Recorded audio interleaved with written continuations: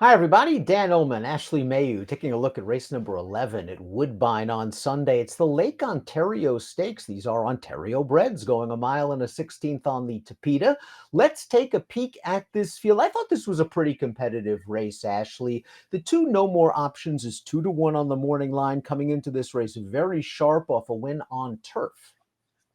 Yeah, I thought this was an interesting race and evenly matched from the perspective of, you mentioned no more options. Sure, has a two-turn win last time out on the inner turf course, but overall, and at least in my opinion, at this level especially, no one has either gone the distance or has really stamped themselves as a two-turn horse, which I think makes it really tricky in this field.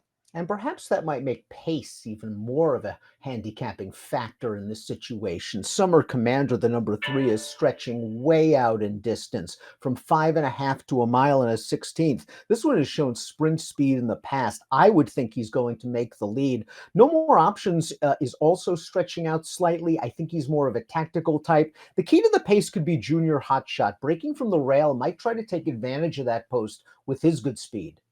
Yeah, I don't necessarily think the pace will be that quick, but I do think there'll be a couple horses involved in the action early. You mentioned Junior Hotshot with the inside draw. He's been quite forward in those last two, and kind of in comparison to, say, the 3 Summer Commander, last time out was going 5.5. At least Junior Hotshot 6.5, 7 furlongs in those last couple of outings. But I think time form pretty much has this spot on here, with the main 3 being the 3, 1, and 2.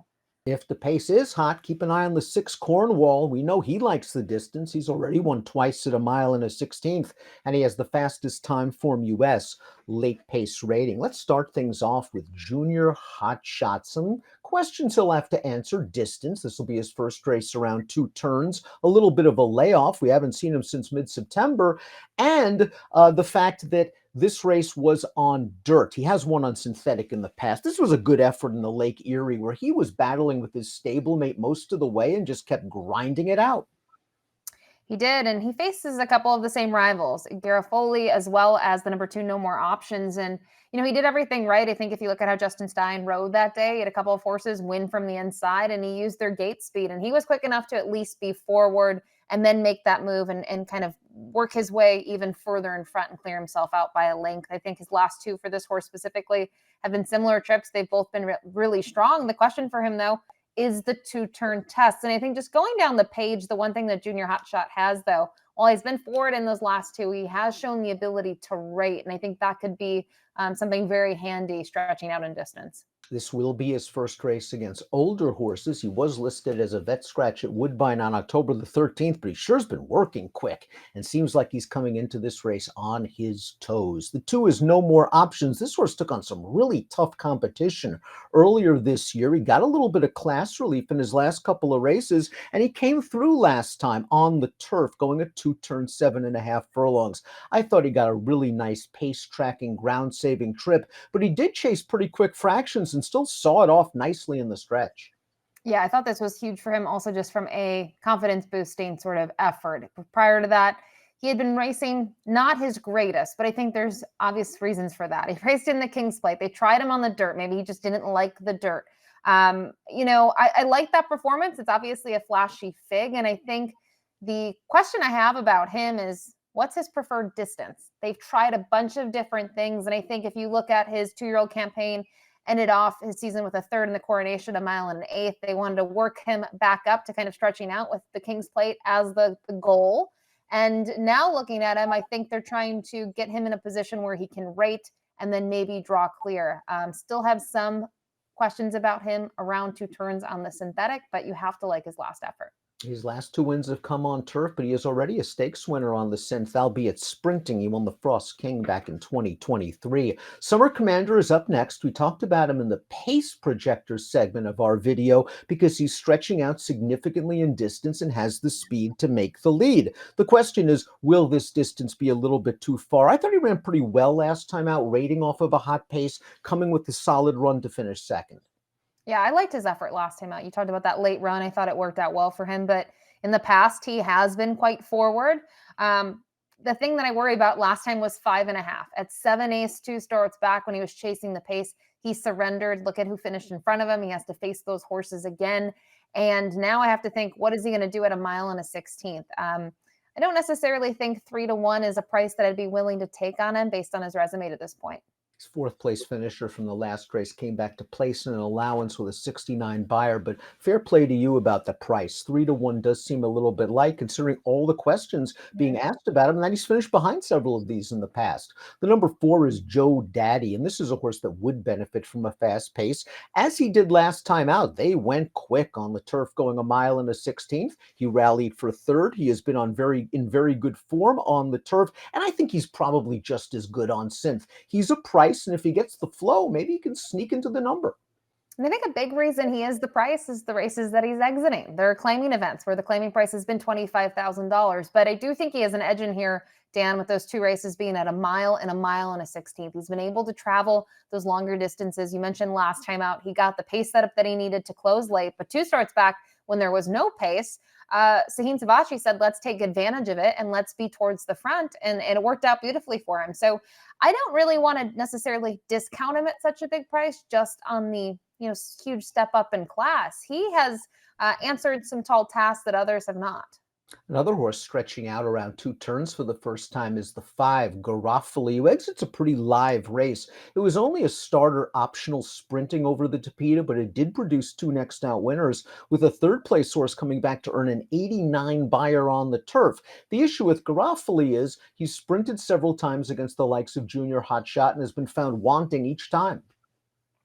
Yeah, the tough sell is the distance for him. I think when you look at his races, 5 to 6 have been where you've seen him in the winner's circle. And his effort on August 25th going 7/8, I think was better than it appears. I was okay with that performance. But again, Junior Hotshot was the winner. It's just tough for me to dream up a situation where he gets it done in here. I do have some reservations too, depending on what their tactics will be. I think in here you have to sit with those other pace setters likely to go. They're drawn better. They're more to the inside. But I don't know what you're going to get from him. He's also a little inconsistent. In his last 2, he has trailed off in form. If this race turns into a true staying contest, maybe the 6 Cornwall is the one you want to use, especially at the 20-1 morning line, because we know the distance isn't an issue for him. He ran on turf last time out. That doesn't seem to be his preferred surface, so maybe he'll get some pace. He's getting back on the Tapeta. Yes, he's going to have to improve from a buyer standpoint. Yeah, big improvement. I think his race 2 back was very good. The fractions weren't that quick early on, but he was able to sit just a couple of lengths off of it, make 1 late run. When you look at the efforts, say 4 back, and even more recently, when the splits were quicker on the turf, it's been sort of mixed results. You would have expected maybe in that most recent effort to see something like you saw the prior time going a mile and a 16th on the turf. You didn't see that. You didn't see him close. He kind of made a run and then he backed out of it. So I don't love his last out effort. Maybe there's the case to be made. We're talking about synthetic, throw the turf races out. His 3 wins have been on the synth, but I don't know. I think when we kind of look at these horses that are bigger prices, to me, Joe Daddy has more to offer than Cornwall.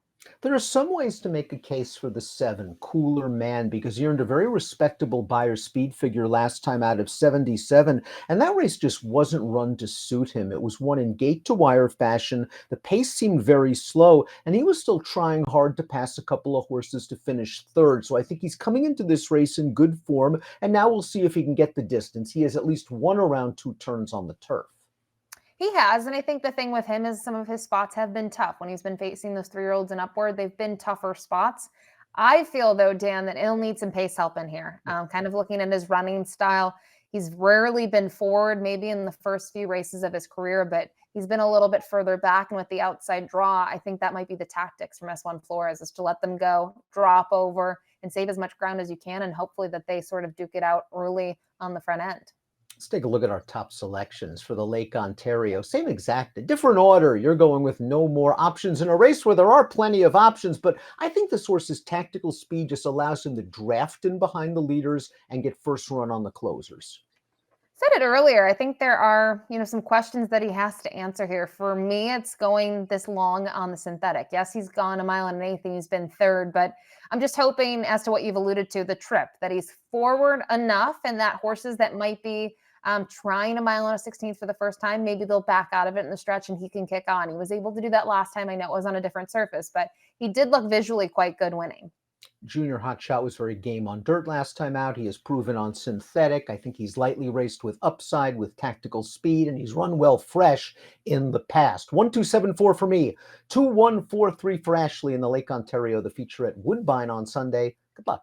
Hey buddy, you look like you're in need of a winner, and just remember, if you like and subscribe right over here, you can get all of the great content on DRF.com, including Race of the Day, stakes previews, and lots more, featuring me and my superb selections.